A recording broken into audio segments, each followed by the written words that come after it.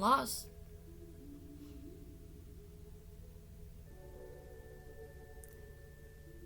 What am I doing?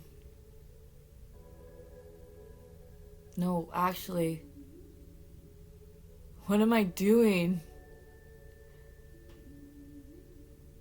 This isn't how I pictured how I would be after graduation. Like what the...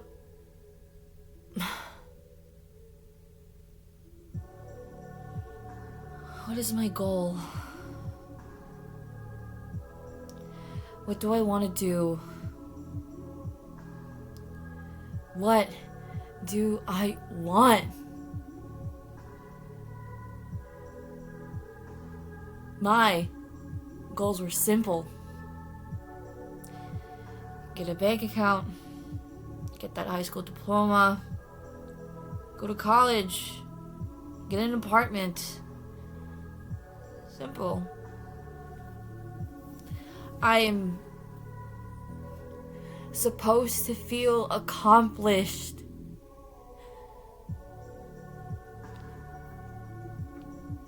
Yet why do I feel so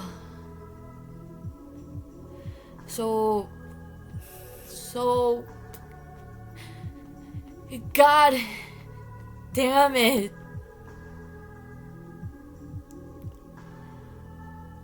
I don't like this feeling.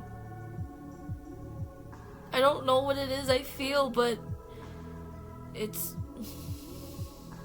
draining. I feel like time is passing so fast. It doesn't care about me. I don't care anymore.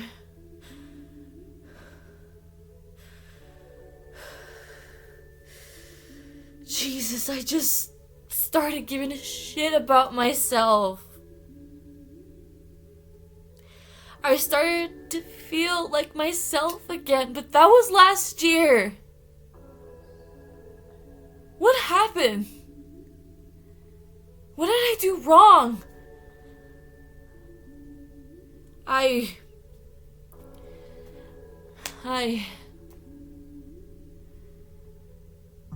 Oh my God. I wanted to prove them wrong.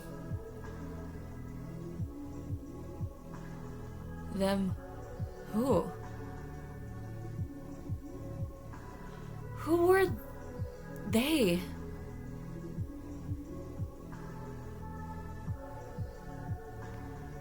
The people back home. The ones who thought I'd be better suited as a teacher, a hairstylist, a gym coach, a librarian, a student counselor, someone who studies away from the res just to go back and work in it.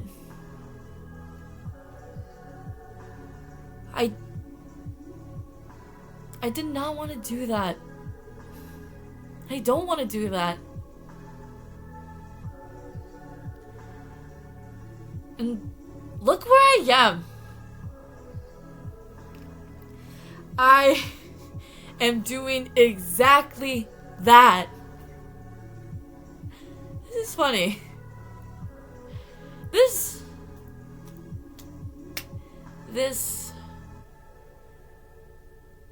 This isn't life.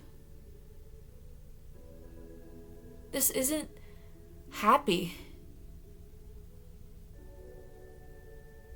I'm not happy. I mean, I am grateful to experience this, but I'm not happy.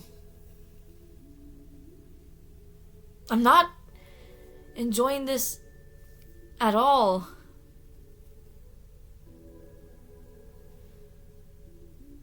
My God, I'm basically 19 years old. legally I'm an adult, but that doesn't mean I should have an adult life all put together. Jeebus. Like, I have time. I'm still young. I mean, I barely did things as a young person.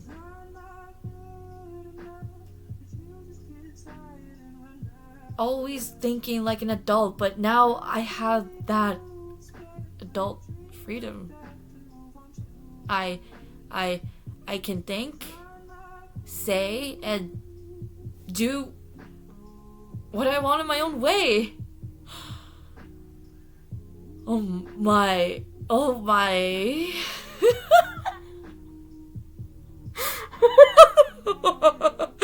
This society is just an illusion of capitalism.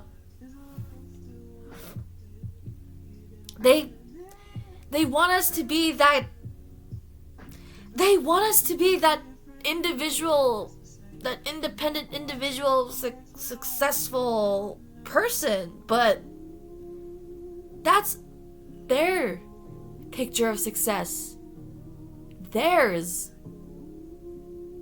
Not mine. Mine is doing the things that would make me happy. It's not hard to start. What's hard is getting out of that mindset, doing things right in the curriculum of their system. Wow. Crazy. Let's not dwell on that. It'll make us go into overdrive. Now, instead of sitting here on the floor and talking to myself like a crackhead, let's get started. It's been 1 year since I did this, but let's dance.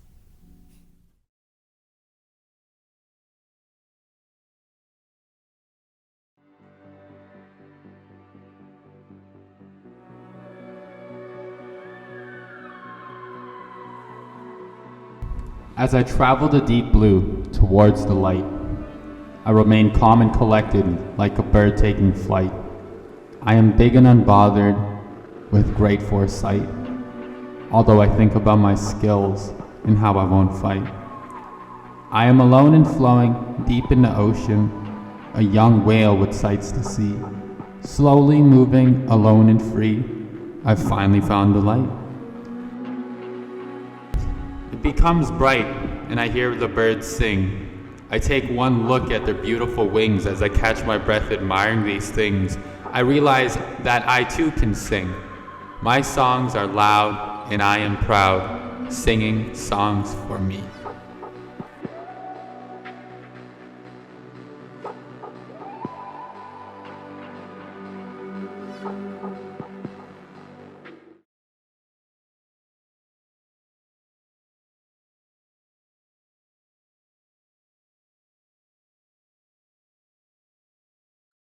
Flashes of memory, walking at night to the bridge, where silence cuts through the chilly night, where the thoughts racing through my mind are stilled by the wind that whips my hair around my face.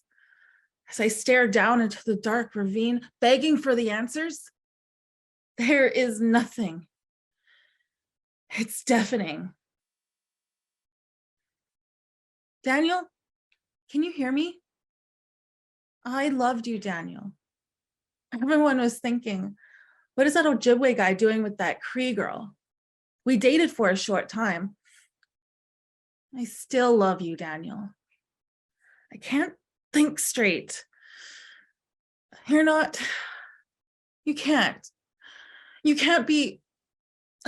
can't think straight. The booze and the drugs and the drugs and the booze. ecstasy, coke, meth, here on cold concrete, staring at the endless night sky. The finality of death fucks with me. What did I do last night? How did I end up here again?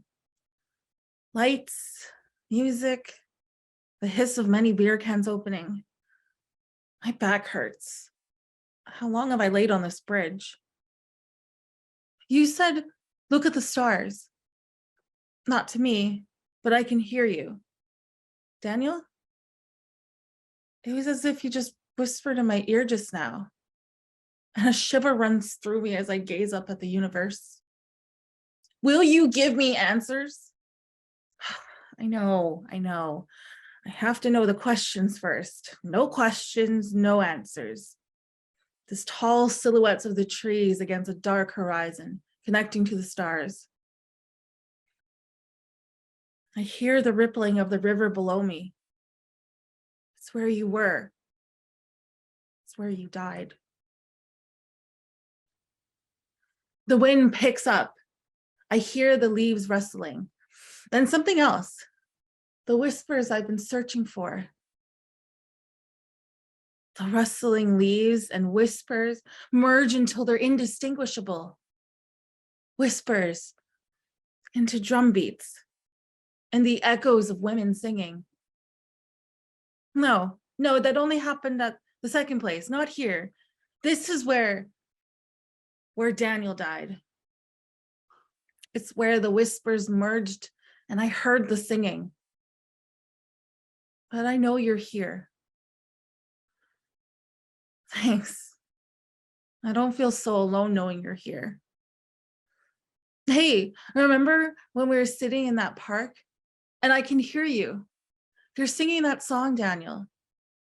The one I still listen to because you sang it to me that night.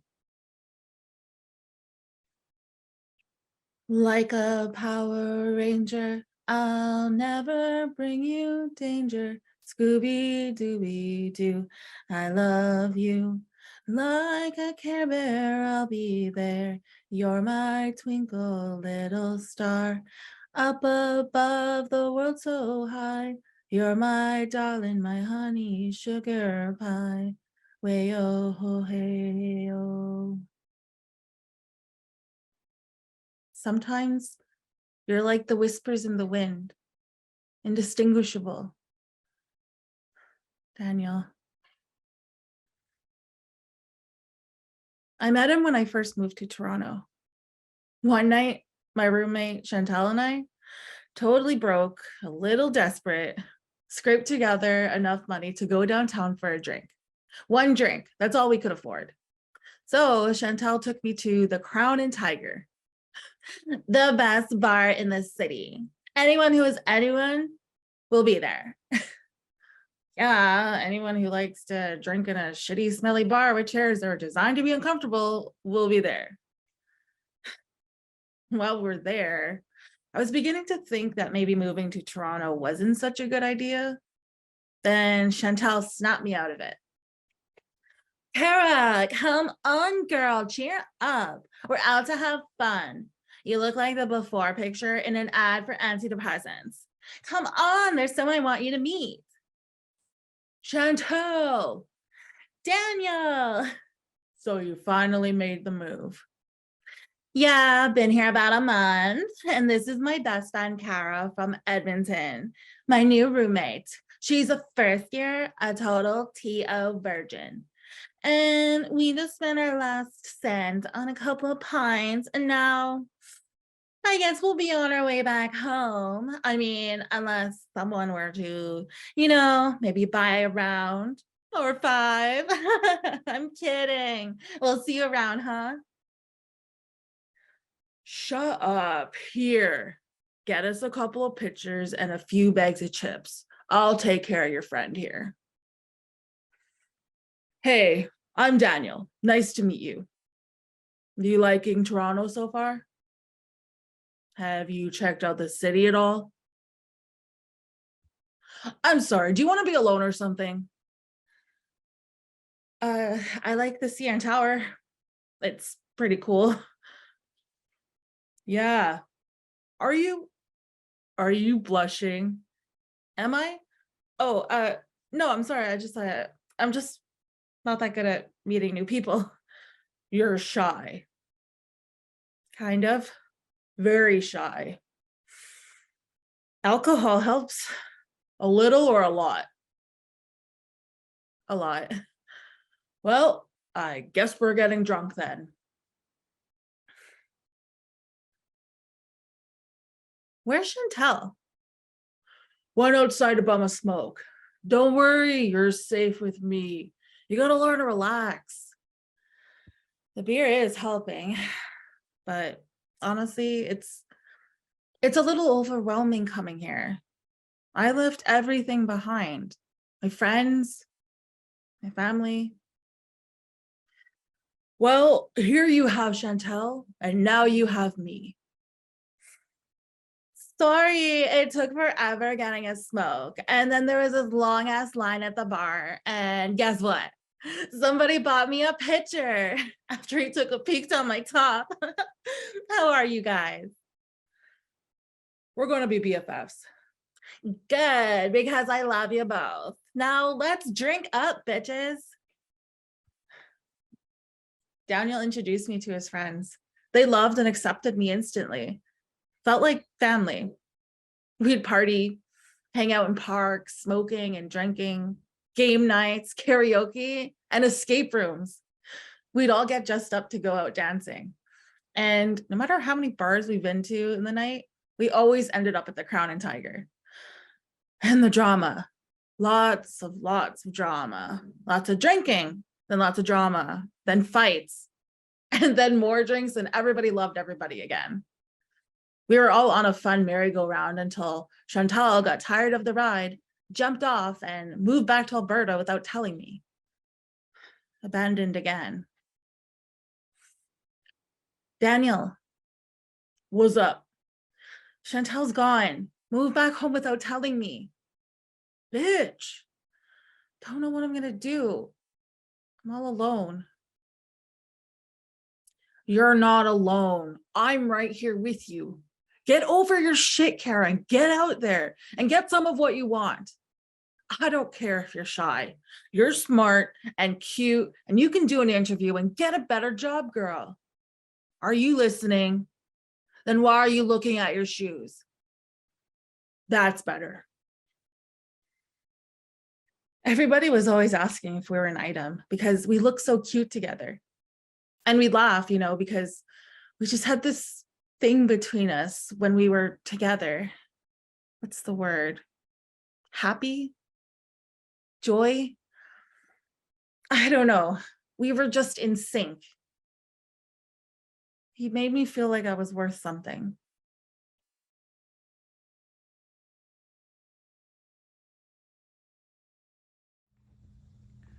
I step onto the range for the first time. I'm on one pod. One pod is where you go when you're picked up off the street, remanded for your court date, and waiting to be sentenced. Sometimes inmates go to one pod temporarily before being sorted to their location. The guys on one pod are a little edgy because they're doing time waiting on their court date and have no idea how long they'll be here. This is called time served or dead time, and at least counts towards your sentence later. There are 3 different types of inmates serving time here. Remanded, the ones waiting for their court date. Sentenced, they are here to stay. And weekenders, serving time on weekends only. Each inmate has a bracelet to identify them. Remanded wears red, sentenced wears yellow, and weekenders wear green. This helps the correctional officers identify us, but more importantly, it helps other inmates identify each other. It's my first time being in prison. I don't know what's gonna happen to me. I don't want to get beat up. I feel like I'm gonna crap my pants because just as soon as I get there, a couple of inmates come up to me. Yo, where'd you come from?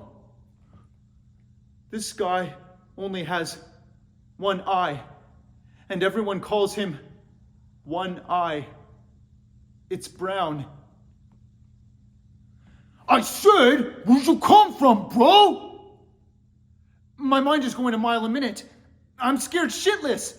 Should I tell him I originally come from a reserve called Sagamuck-Anishinaabeg? No, wait. Maybe I should say I come from Peterborough. Oh man, what do I say? The other guy, Josh, chimes in. He's talking to you, didn't you hear? Where'd you come from? I came from court. One Eye is looking pretty serious. Did you bring in a package? Were you in court or did you get picked up from the street? Did you bring a package, bro? A package? Holy shit. And then I remembered a conversation my main runner, Smiley, and I had a while back. Yo, kid, I'm gonna be gone to jail for a couple weeks for a breach of probation. I know a lot of people in there, so it's not that bad. My dad's name helps. Smiley's dad did time in the penitentiary for a lot of years and wasn't someone to be fucked around with. So naturally, no one fucks around with Smiley. When do you go in? Next Monday. I'll have to bring a package. A package? Yeah, a package. That's when you bring something in with you, kid. What, like you smuggle it in your shoe or something?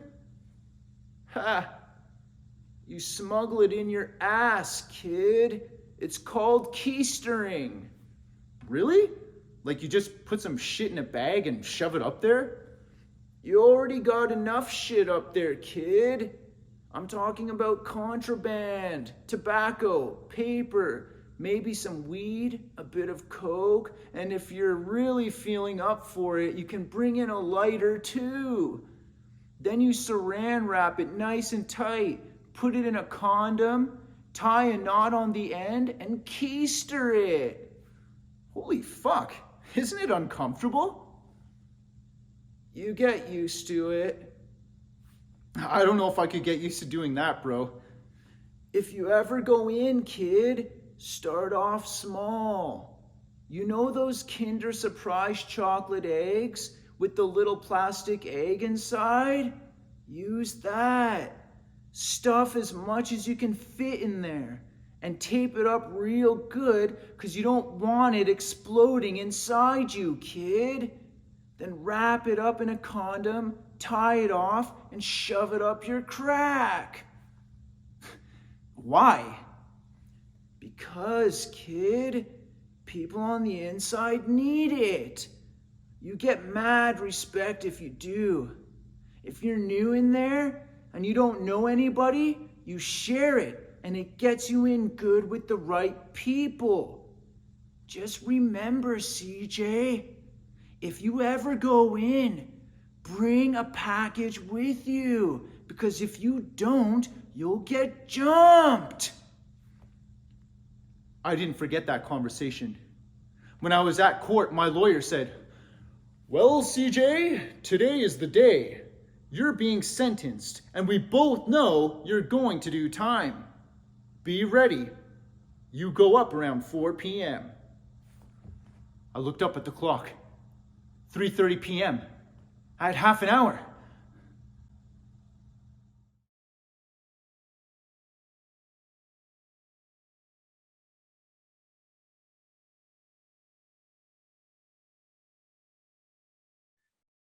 Now, before we continue with our journey, I need to ask a favor from you all in order for this trick to work. I need you all to close your eyes. Close them now. Nidukska, Natuka. Do not be afraid. Keep your eyes closed. Niukska, Nisoy.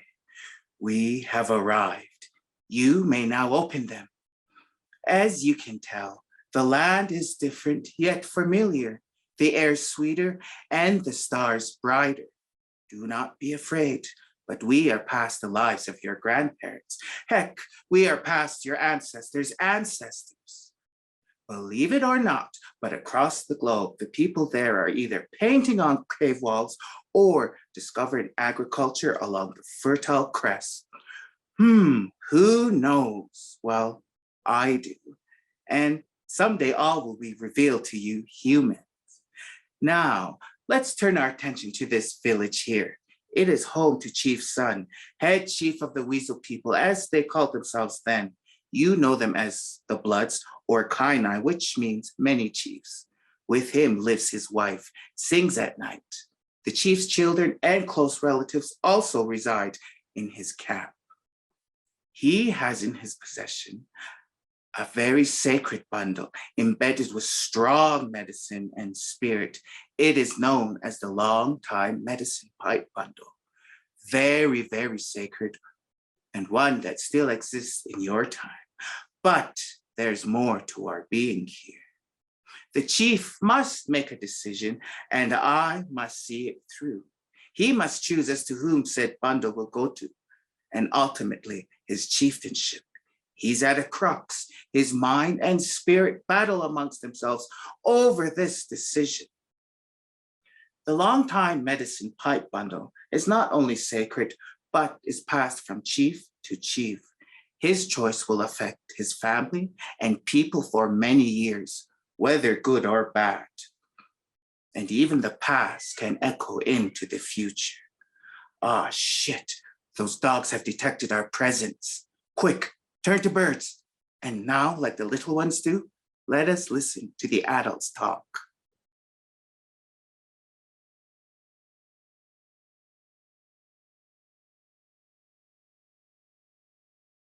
Husband, would you go tell those dogs to keep quiet? They will wake everyone. Are they hungry? Go feed them. No, wife, they are not hungry. I fed them not long ago. It's something else. I think he's here watching. Who's watching? The old man not be. Are you trying to make me look silly? I'm serious. Go get them fed. And besides, we do need them strong when the rain comes, and we make for our summer stead. You can't feel Trickster's presence? It feels like thunder is in the air. Not this again. No, this time it's different. I know why he's here. He's here because it's time. Time for what? The birds are slowly returning, and soon the thunder beings will return with the rain, and the earth will reawaken. But when the meanie ripens, I fear I will be on my journey east to where Raven lives and set upon my path amongst the wolf's trail. The days are getting longer and warmer with each rising of Nadusi, but I only feel colder and my vision darkens. That doesn't answer my question, and please don't talk like that. Oh, my beloved, the wisest and my rock. He's here because I must choose who will carry my mantle and take this before I go. Ah, you've been saying that for many, many winters and moons.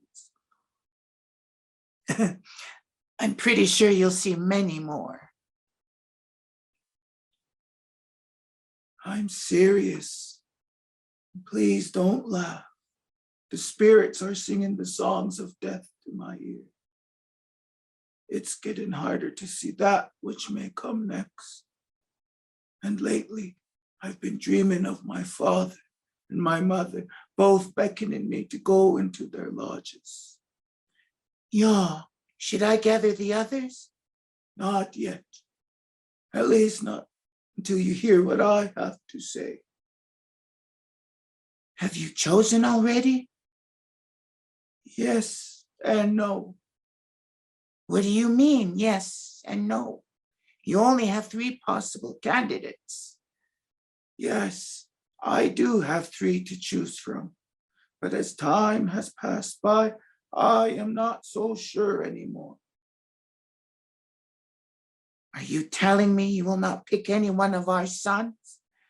We've talked about this. You agreed that it will go to one of our 3 boys.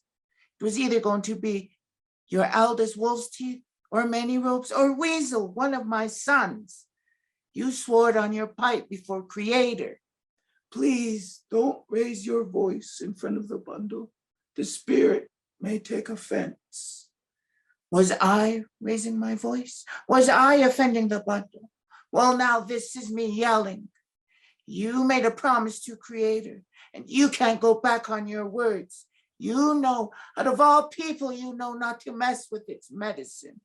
This is too much for me. I need some air and to ask for forgiveness for this big mess you're creating. Wait, hear what I have to say, please. Talk. What if I told you, perhaps Creator gave me, us, a fourth option? You have another in mind? Who is this fourth? You may not like it, but I was thinking my sister's son. What? Eagle Claw?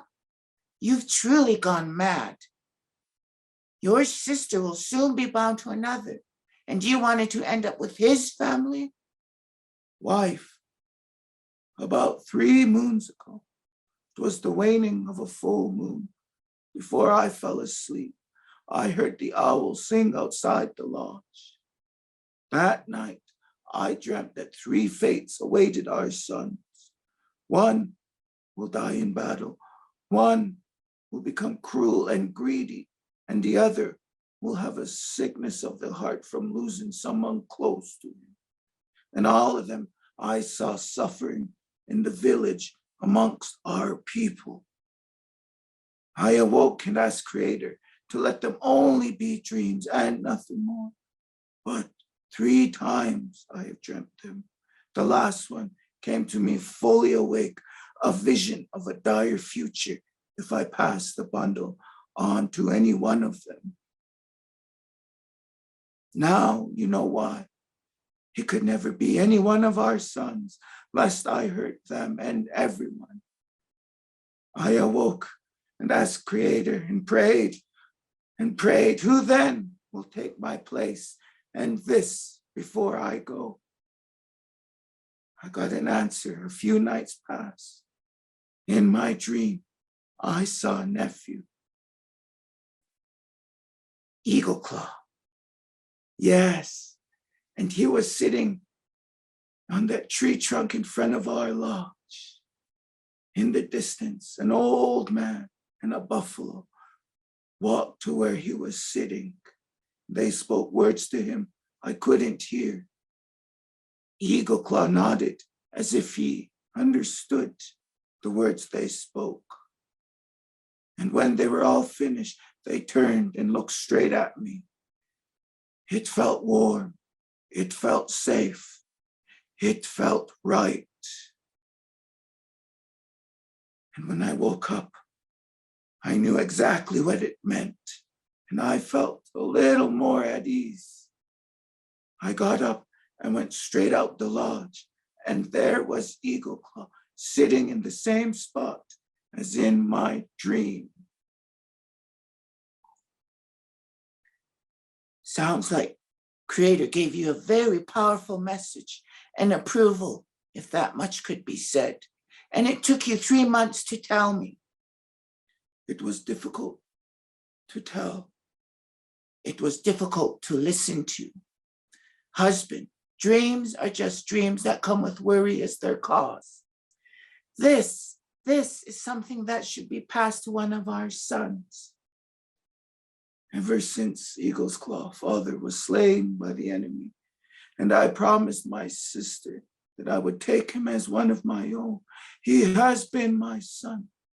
My blood runs through his veins, and that is enough. He shall receive my father's name, 3 bears standing, and will continue our heritage. He is very kindly looked at by the rest of our people. He is my son. And what of our sons, my sons? Does a mother have to know their fates? Now I am destined to laugh and be happy when they are around, only to die, knowing what cruel destiny awaits them. My wife, do not be afraid. These dreams were just warnings. And if I make the right choice, all will be avoided and all will be good to them. And we can go into the next life, dancing and singing, knowing that they prosper in mind, body, and spirit. And so shall the rest of our people. Should I gather the others now? No, not yet. We shall tell them when the first thunder comes and we open the first time, the long time medicine pipe bundle. Then I shall tell everyone there.